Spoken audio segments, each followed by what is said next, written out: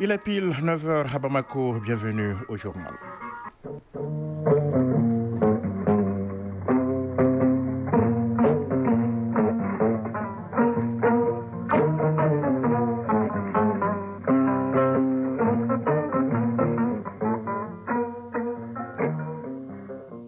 Le journal Yaya Konaté. Dans l'actualité de ce lundi 31 mars 2025, la fête de l'Aïd el-Fitr côté incidents et accidents avec les pompiers du district qui n'ont pas du tout chômé pendant la période. Ils ont dû faire face à un incendie majeur, celui du Grand Marché de Bamako, incendie vite circonscrit avec cependant des dégâts matériels. Côté circulation, une cinquantaine d'accidents ont été enregistrés avec autant de blessés et malheureusement pas moins de 5 pertes en vie humaine. On fera le point dès le début de ce journal. Nous parlerons également de gastronomie dans cette édition. Les pays de la Confédération AES s'organisent pour valoriser leur patrimoine culinaire et en faire un vecteur de développement durable. Les trois pays ont en effet beaucoup de choses en commun sur ce plan. Résultat, on est loin d'être dépaysé en passant les frontières. On en parle ce matin avec Barakissa Ouattara. L'actualité chez nos voisins de l'AES au Burkina Faso, le périmètre maraîcher des femmes de la coopérative de Zongo en cours d'aménagement, une promesse présidentielle qui sera tenue d'ici la fin du mois d'avril. Et au Niger, des prières ont été organisées pour la paix et la cohésion nationale. C'est dans le département de Madarumfa, région de Maradi. Et puis les sports du football avec le coup d'envoi hier au Maroc de la 15e édition de la Coupe d'Afrique des Nations des cadets. Le Mali fera son entrée en scène demain mardi, ce sera contre l'Angola. On attend également cette semaine le retour des compétitions africaines des clubs. La phase des demi-finales allez débute également demain mardi. Et en basketball ici à Bamako, les nôtres ont remporté le tournoi de l'amitié sur les deux tableaux. L'actualité des sports, ce sera avec Fotigui Tungara en fin d'édition. Mesdames, Messieurs, bonjour. En ouverture de ce journal, cet appel du président de la transition, chef de l'État, un appel à l'union, notamment au renforcement des liens de fraternité après un mois de communion, de partage et de solidarité. Appel lancé hier à l'occasion de la célébration de l'Aïd el-Fitr, le chef de l'État qui invite également ses compatriotes à renouer avec nos valeurs socio-culturelles. C'était à l'issue de la prière au palais présidentiel de Koulouba. Je vous propose d'écouter le président de la transition au micro de Alousséni Touré. À l'occasion de la célébration de la fête d'Aïd el-Fitr, je voudrais souhaiter à toute la communauté musulmane du Mali et celle de l'AES mes vœux de santé, de bonheur et de prospérité. Le mois du Ramadan a été un mois de communion, de partage et de solidarité. Et j'exhorte les Maliens à renforcer davantage ces liens de fraternité dont le peuple malien a toujours fait preuve. Et je voudrais saisir cette occasion, implorer le Tout-Puissant Allah pour qu'il nous accorde sa grâce infinie, son pardon, accepte toutes nos prières et guide notre pays dans les sentiers de la paix, de la prospérité et du développement. L'année 2025 qui a été décrétée année de la culture au Mali sera l'occasion, l'opportunité pour toutes les Maliennes et les Maliens de renouer avec nos valeurs socio-culturelles sans lesquelles aucune véritable refondation ne sera possible. Le général d'armée Assimi Goïta, le chef de l'État, le président de la transition, hier après la prière de l'Aïd au palais présidentiel de Koulouba. Aujourd'hui, 31 mars, deuxième jour du mois lunaire de Shawwal, finit donc la fête de l'Aïd, en tout cas au Mali, mais les musulmans sont invités à prolonger les bienfaits du mois béni de Ramadan à travers le jeûne supplémentaire et les bonnes actions. Et les pompiers du district de Bamako qui n'ont pas du tout chômé pendant cette période de fête de Ramadan. Les soldats du feu ont dû lutter contre les flammes qui ravageait plusieurs kiosques au niveau du Grand Marché de Bamako, une prompte réaction qui a permis de limiter les dégâts et ce n'était pas du tout, loin s'en faut, leur seule intervention de ce week-end festif pour tous, mais week-end de dur labeur pour eux. Tenez-vous bien, côté accident de la circulation, les pompiers ont enregistré pas moins de 5 morts et une cinquantaine de blessés. Daouda Kone. Les agents de la protection civile gardent l'habitude de ne pas chômer avant, pendant et après les fêtes.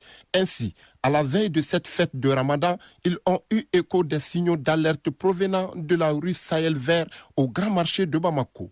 De façon diligente, les soldats du feu ont déployé d'importants moyens pour limiter les dégâts d'un incendie déclenché par un groupe électrogène dans le kiosque d'un certain Moussa. Ishaka Sidibé, propriétaire du kiosque voisin. Vers 20h comme ça, là, c'est mon jeune frère, lui, il m'a appelé qu'il y a un incendie ici.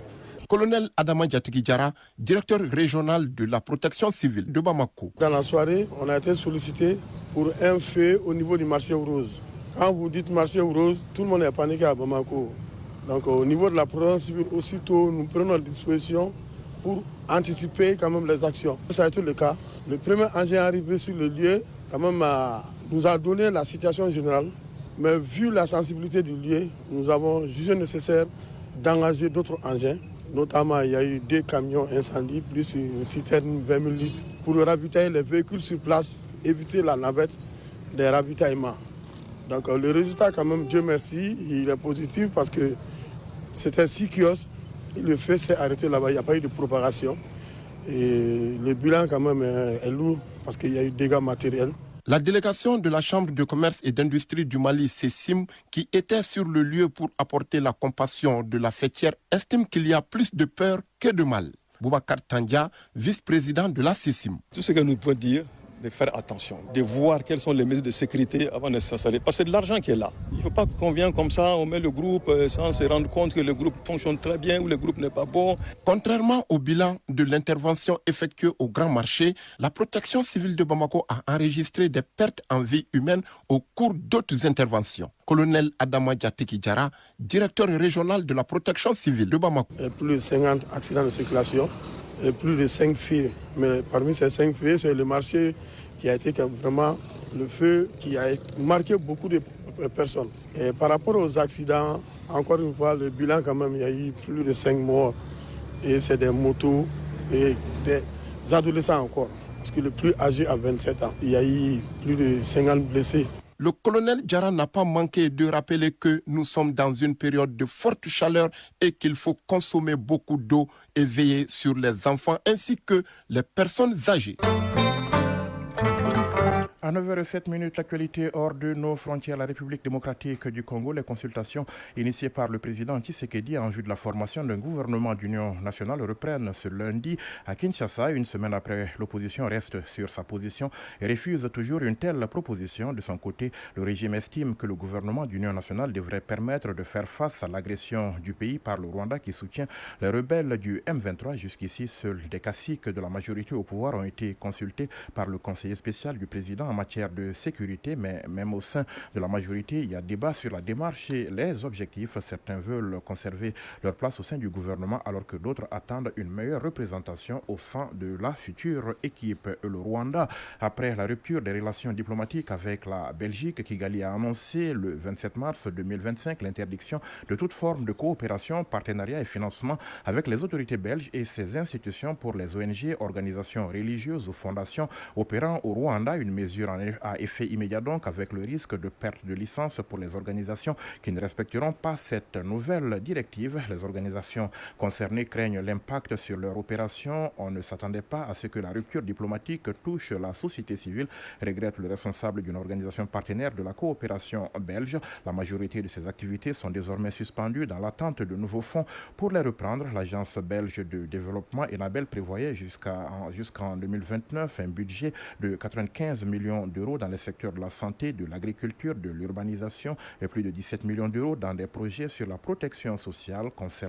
Commentant plutôt la rupture des relations diplomatiques, le ministre rwandais des Finances a affirmé la semaine précédente ne pas être inquiet et que le vide laissé dans les secteurs critiques sera couvert par le gouvernement. À Madagascar, un opposant historique au méga-projet minier Base Toliara est en garde à vue depuis près d'une semaine. Le colonel Fanam Pera s'oppose depuis 2014 à l'extraction programmée de centaines de milliers de tonnes de minerais par an, notamment de l'ilménite dans le sud-ouest du pays. Il a été arrêté le 25 mars à Tuléar, puis transféré en Antananarive après avoir participé à une manifestation non autorisée contre le projet. Plusieurs protestations similaires ont eu lieu dans l'espace de quelques semaines. La Côte d'Ivoire, le boulevard Valéry Giscard d'Estaing d'Abidjan s'appelle désormais boulevard Félix Houphouët-Boigny, un nouveau nom inscrit sur les plaques en cours d'installation sur cette artère vitale capitale de la ville comme dans d'autres voies de la capitale économique. C'est la dernière étape symbolique du projet d'adressage du district d'Abidjan démarré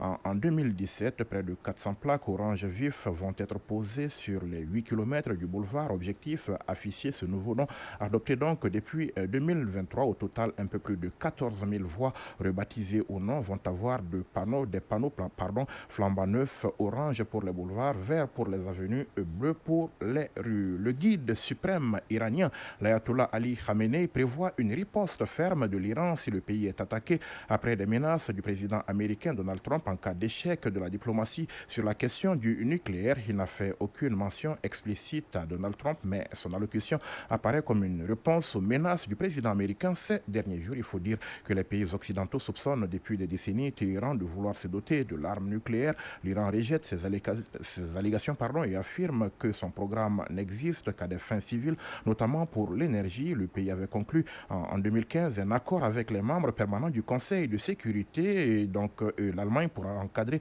ses activités nucléaires, mais en 2018, Donald Trump a retiré les États-Unis de l'accord de manière unilatérale et rétabli les sanctions américaines. Depuis son retour à la Maison-Blanche en janvier, il s'est lui désormais ouvert au dialogue avec Téhéran et a écrit une lettre en ce sens aux dirigeants iraniens. L'actualité de l'AES dans un instant.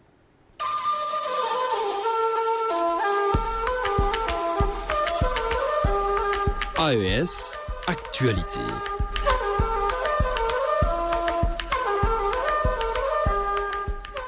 Et on parle à présent gastronomie dans la sous-région et particulièrement dans notre espace AES donc. Et en règle générale, on n'est pas dépaysé sur le plan alimentaire quand on passe d'un pays à l'autre. Si les cuisines ont leurs spécificités, eh bien le Mali, le Niger et le Burkina Faso conjuguent désormais leurs efforts pour valoriser leur patrimoine culinaire en vue de faire de celui-ci un vecteur de développement durable dans l'espace AES. La gastronomie dans l'espace AES, on en parle dans ce dossier signé Barakissa Ouattara. Le Mali, le Niger et le Burkina Faso ne partagent pas qu'un seul espace. Ils partagent également les mêmes valeurs, les mêmes cultures et parfois la même gastronomie. Si l'étau, par exemple, est un patrimoine culinaire du Mali, il est tout autant consommé quotidiennement au Burkina Faso comme une multitude d'autres plats d'ailleurs et vice-versa. Ici, à Bamako, les restaurants Farafina Fast Food représentent le temple de la cuisine malienne en particulier et africaine en général. Et pas que, ils représentent dignement l'art culinaire des pays de l'AES.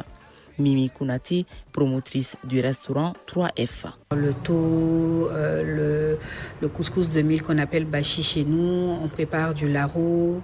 Il y a le plat du nord qu'on appelle le widjila. On fait du nyenkini et 3F aussi a une spécialité, c'est le zamé au poisson fumé qu'on appelle djigaoussou zamé. Pour le Niger, on n'a pas encore de menu nigérien à 3F, mais bon, je fais aussi de la viande séchée qu'on nomme chez eux le kilichi. Donc, c'est des amuse-bouches que 3F propose également à sa clientèle. Pour le Burkina Faso, bien évidemment, le poulet au soumbala est devenu quelque chose qu'on apprécie particulièrement au Mali. Et oui, quand on parle du poulet Soumbala au Mali, l'allusion est directement faite au Burkina Faso.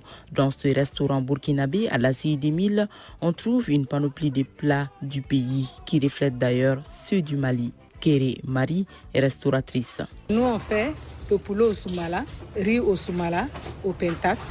On fait le thau, souvent on fait avec sauce oseille, et parfois sauce gombo. Tout ce que nous-mêmes on cultive dans notre pays, c'est ce que nous consommons. Les clichés ou viande séchée ne se fait plus raconter au Mali. Il fait partie des plats les plus emblématiques de la cuisine nigérienne. Même si on constate une légère différence entre la cuisine nigérienne et celle des pays frères de l'AES, les éléments de base restent les mêmes. Zouberou Sissé, promoteur de Hausa Chicken. Les plats les plus célèbres du Niger sont le riz mélangé à du haricot, le thau, ainsi qu'une sauce faite à base de moringa. Ce dernier plat est consommé même au palais présidentiel. Ces plats, je les fais ici chez moi et les Maliens en raffolent. 3 pays qui, avec comme devise un espace, un peuple, un destin, nourrissent une même vision, celle de faire de la gastronomie un vecteur de lien social et de développement durable dans l'espace AIS. C'est de là qu'est né d'ailleurs le FIGIC, Festival international de la gastronomie et de l'identité culturelle, qui s'est tenu au Burkina Faso en janvier 2025. Traoré Oumou Traoré, experte en gastronomie. Le Festival international de la gastronomie, de l'identité culturelle des États de l'AES est né de la conjugaison de visions croisées de 3 cadres de festival. Le Festival international de la cuisine africaine de Bamako, le Festival des grillades de Niamey, le Festival international de la gastronomie de Ouagadougou. Expression du leadership féminin au profit du développement de l'art culinaire, l'initiative du FIGIC est de 3 dames qui ont comme vision commune la valorisation du patrimoine culinaire sahélien et la reconnaissance internationale de la gastronomie des pays de l'AES. Traoré Oumou Traoré, experte en gastronomie. FIGIC a été pratiquement organisé sur 2 angles techniques, dont la priorité a été donnée à un concours culinaire. Donc le deuxième angle, c'est les passages de messages à travers les sensibilisations, les encadrements pour revenir à nos identités culturelles. Ce concours culinaire avait comme objectif de recenser les plats primés des 3 pays et de faire la promotion et la valorisation de ces menus afin que ces menus soient beaucoup plus consommés par nos peuples. Si l'art culinaire n'a plus de secret pour Madame Traoré, elle compte en faire profiter au monde entier. C'est pourquoi elle compte lancer en mai 2025 la 3e édition du FICAB, Festival international de la cuisine africaine de Bamako. À travers ce projet, elle entend contribuer au développement de la culture, de l'art culinaire, du tourisme pour le développement et le partage avec la chaîne de valeur de la transformation alimentaire du champ à l'assiette. Voilà, il est 9h17 à Ouagadougou. Bonne fête à nos amis burkinabés au Burkina Faso. Elles avaient eu l'honneur de recevoir la visite du capitaine Ibrahim Traoré. Les femmes de la coopérative de Zongo auront bientôt leur périmètre maraîcher correctement aménagé grâce aux soins du chef de l'État burkinabé. C'est là en vue d'augmenter leur rendement, une promesse présidentielle en cours d'exécution. Les travaux doivent s'achever d'ici la fin du mois d'avril. Le directeur du cabinet du président du Faso est allé voir Mahamadi Ouedraogo de la radio nationale du Burkina Faso. Le chantier du site maraîcher de la coopérative féminine du village de Zongo, dans la commune de Lumbila, est bénéficiaire de 2 forages de haut débit, un aménagement de bas-fonds qui respecte les normes. Seuls les travaux de clôture du périmètre irrigué d'un site de 3,75 hectares, des bassins d'irrigation et des pistes d'accès sont en cours de réalisation. L'ouvrage est une promesse du chef de l'État, le capitaine Ibrahim Traoré, aux exploitantes du site, précise le capitaine Anderson Meda, directeur du cabinet du président du Faso. Son Excellence le président du Faso était ici. Suite à cette visite auprès des femmes, elles ont émis quelques difficultés auxquelles elles font face. Donc immédiatement, dans les jours qui ont suivi, nous avons pu faire la réalisation de fourrage. Nous avons pu avoir un débit conséquent pour leur permettre en tout cas de produire en continu. À cela, notre visite aujourd'hui s'inscrit dans le cadre de voir comment nous allons trouver des solutions pour garantir ces cultures qu'elles réalisent. Donc il a été question de réaliser une clôture sur l'ensemble du périmètre où les femmes travaillent et aussi de voir quel réseau nous pouvons mettre pour créer de la proximité en ce qui concerne cette corvée eau qu'il y a pour l'arrosage en fait des plants. La présidente de la coopérative féminine des productrices du village de Zongo a exprimé la joie et la reconnaissance de toutes les femmes au président du Faso, le capitaine Ibrahim Traoré, pour sa promesse tenue. Élise Ouedraogo. Le chef de l'État est venu nous voir. Nous lui avons posé nos doléances et il a fait en sorte que ce dont nous n'avons jamais rêvé ici pour nous-mêmes est en train de se réaliser. Nous avons déjà des forages. Les ouvriers sont en train de réaliser les pistes d'accès et la clôture de notre site. Nous sommes vraiment contentes de ce que le président du Faso a fait pour la coopérative. Nous lui disons merci. Après avoir encouragé les ouvriers, Le capitaine Anderson Meda leur a donné des instructions pour que l'ouvrage soit livré aux femmes d'ici fin avril 2025. Et au Niger, on prie pour la paix et la quiétude dans le pays. Cela à la mosquée comme à l'église. Cela se passe dans le département de Mandaroufa, dans la région de Maradi. Mariama Keita de la Radio nationale du Niger.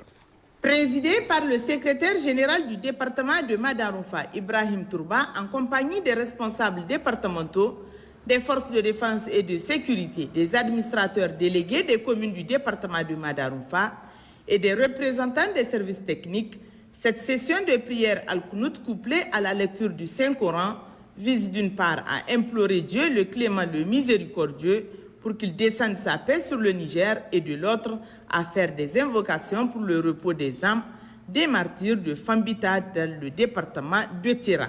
Le secrétaire général du département, dans son allocution, a transmis aux fidèles musulmans les salutations et encouragements des autorités quant à leur engagement et détermination à les accompagner dans la lutte pour la quiétude du pays. Une initiative saluée par la population qui entend persévérer dans ces séries de prières collectives pour que la paix règne sur le Niger. La communauté chrétienne s'est aussi mobilisée pour des louanges, prêches et prières en présence de la délégation du secrétaire général pour un Niger de paix et de quiétude, de cohésion sociale et de victoire face aux ennemis internes et externes du pays.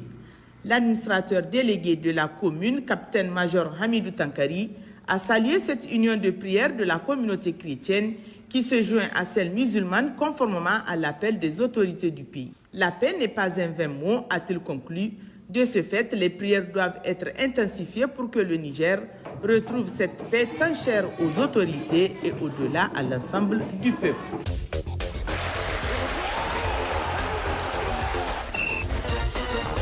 Il est 9h21, c'est l'heure des sports avec du football au menu. Le coup d'envoi hier au Maroc de la 15e édition de la Coupe d'Afrique des Nations des cadets. Le Mali fait son entrée en scène demain mardi, ce sera contre l'Angola. On attend également cette semaine le retour des compétitions africaines des clubs avec les demi-finales allées. Ce sera à partir de demain également. Mais en basketball ici à Bamako, les nôtres ont remporté donc le tournoi de l'amitié sur les deux tableaux, c'est-à-dire aussi bien chez les filles que chez les garçons. Le résumé de l'actualité sportive, c'est avec Fotigui Tunkara. Le Mali remporte le tournoi international de l'amitié de basketball. En finale disputée hier au Palais des Sports Salamatou Maïga, chez les filles, l'équipe B du Mali s'est largement imposée devant la Côte d'Ivoire 68-28. Chez les garçons, l'équipe A du Mali l'a emporté également devant la Côte d'Ivoire 70-59, doublé des jeunes Maliens qui formaient basse sur le tournoi en gardant les plus précieux trophées et médailles à la maison au grand dam de leurs homologues ivoiriens dans cette double confrontation. Je rappelle que le Mali prépare l'Afrobasket 2025 qui se tiendra au Rwanda. Coup d'envoi hier de la 15e édition de la Coupe d'Afrique des Nations des cadets Maroc 2025, les Lionceaux de l'Atlas ont réussi leur entrée en compétition. Finalistes de la dernière édition, les jeunes Marocains n'ont pas fait dans la dentelle hier en match d'ouverture face aux jeunes Ougandais qui se sont lourdement inclinés 5-0. Démarrage idéal donc pour les Marocains qui font une entrée fracassante en compétition en frappant fort d'entrée de jeu. 3 matchs sont au programme ce lundi. À 14h, la Tanzanie jouera contre la Zambie. À 17h, le Burkina Faso affrontera le Cameroun. À 20h, l'Afrique du Sud sera opposée à l'Égypte. Le Mali effectue sa première sortie mardi à l'occasion de la première journée du groupe D. Ce sera contre l'Angola à partir de 17h. Après la mise au vert à Bamako avec l'internat de quelques jours à Kabbalah au centre pour sportifs d'élite Ousmane Bleni Traoré et le stage bloqué en Tunisie, ponctué de matchs de préparation ayant permis aux techniciens maliens de faire ces derniers réglages. La sélection malienne est enfin réellement prête pour entamer cette compétition. C'est ce que nous confie Adama Djefla Diallo, sélectionneur national des Aigles cadets du Mali, que je vous propose d'écouter. Après un moment d'acclimatation et de réglage sur le plan technico-tactique en Tunisie, nous sommes actuellement fin prêts pour aborder le premier match contre l'Angola, Inch'Allah. Donc à la date d'aujourd'hui, tout va très bien, Dieu merci. L'équipe est fin prête pour le premier match. Dans l'autre rencontre de ce groupe, la Côte d'Ivoire sera face à la Centrafrique et coup d'envoi de ce match, 20h. Cette compétition, prévue du 30 mars au 19 avril, servira également de passerelle pour la Coupe du Monde U17 qui va se dérouler au Qatar grâce à une extension du format mondial. 10 équipes africaines auront la chance de participer à ce tournoi planétaire. Ligue des champions d'Afrique de football, les matchs allés des quarts de finale se jouent demain mardi. À 13h, Mamelodi Sundowns d'Afrique du Sud accueillera l'Espérance sportive de Tunisie. Pyramide FC d'Égypte recevra les Phares de Rabat à 19h. Le National Al Ahly d'Égypte sera l'hôte d'Al Hilal d'Omdurman du Soudan à 19h également. Mouroudia Club d'Alger offrira son hospitalité à Orlando Pirates d'Afrique du Sud à 19h. Le lendemain mercredi se joueront également les matchs allés des quarts de finale de la Coupe de la Confédération. Le programme prévoit Stellenbosch d'Afrique du Sud, Zamalek d'Égypte à 13h, CS Constantine d'Égypte, USM Alger à 16h, ASEC Mimosa de Côte d'Ivoire, Renaissance sportive de Berkane à 16h et Al Masry d'Égypte, Simba SC de Tanzanie à 16h. Les matchs retour sont prévus la semaine prochaine. 9h24, un mot de la sagesse populaire, un proverbe bambara nous dit ceci. Si tous les arbres étaient des fromagers, où trouverait-on les manches de houx? Si tous les arbres étaient des fromagers, où trouverait-on les manches de houx? Explication, si tout le monde se met à un niveau supérieur, on ne trouverait personne pour faire des choses essentielles de la vie. Le rappel du sommaire de ce journal dans un instant. La fête de l'Aïd côté incidents et accidents avec les pompiers du district qui n'ont pas du tout chômé pendant la période. Ils ont dû faire face à un incendie majeur, celui du grand marché de Bamako. Incendie vite circonscrit avec cependant des dégâts matériels. Côté circulation, une cinquantaine d'accidents ont été enregistrés avec autant de blessés et malheureusement pas moins de 5 pertes en vies humaines. Nous parlons également gastronomie ce matin. Les pays de la Confédération AES s'organisent pour valoriser leur patrimoine culturel et en faire un vecteur de développement durable. Les 3 pays ont en effet beaucoup de choses en commun sur ce plan. Résultat, on est loin d'être dépaysé en passant les frontières. L'actualité chez nos voisins au Burkina Faso, le périmètre maraîcher des femmes de la coopérative de Zongo en cours d'aménagement, une promesse présidentielle qui sera tenue d'ici la fin du mois d'avril. Et au Niger, des prières ont été organisées pour la paix et la cohésion nationale. C'est dans le département de Madaroufa, région de Maradi. Et puis les sports du football avec le coup d'envoi hier au Maroc de la 15e édition de la Coupe d'Afrique des Nations des cadets. Le Mali fera son entrée en scène demain mardi. Ce sera contre l'Angola. On attend également cette semaine le retour des compétitions africaines des clubs. La phase des demi-finales allait débute également mardi. En basketball ici à Bamako, les nôtres ont rapporté le tournoi de l'amitié sur les 2 tableaux. 9h26 à Bamako. C'est la fin de cette édition. Vous avez été servi ce matin par Alima Ouattara à la mise en onde, Rachel Marcel Tessougui à la mise en ligne, présentation Yaya Konaté, réalisation, coordination Bourama Traoré. Prochain rendez-vous avec Mali Actualité, 13h TU. Prenez soin de vous et des autres. Passez une excellente journée. Au revoir.